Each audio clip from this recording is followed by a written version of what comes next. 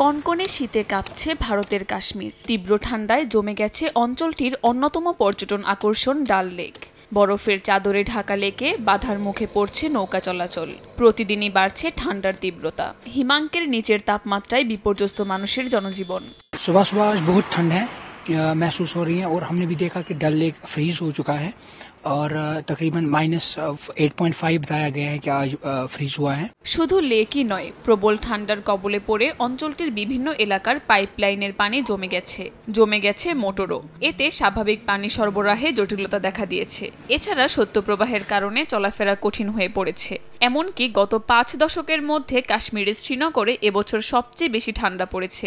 অঞ্চলটিতে আগত পর্যটকেরা বরফ দেখার আশায় খুশি হলেও ভোগান্তি পোহাতে হচ্ছে স্থানীয় বাসিন্দাদের। ভারতের আবহাওয়া বিভাগ জানিয়েছে, কাশ্মীরের শীতের প্রকোপ আগামী 25 ডিসেম্বর পর্যন্ত থাকবে। প্রবল শৈত্যপ্রবাহের সতর্কতাও জারি করা হয়েছে। কাশ্মীর ছাড়াও ভারতের উত্তরপ্রদেশের বিভিন্ন অঞ্চলেও শীতের তীব্রতা বাড়ছে। নিজেদের উষ্ণ রাখতে রাস্তার মোড়ে মোড়ে আগুন পোহাচ্ছেন বাসিন্দারা। কাকলি আখতার, সময় সংবাদ।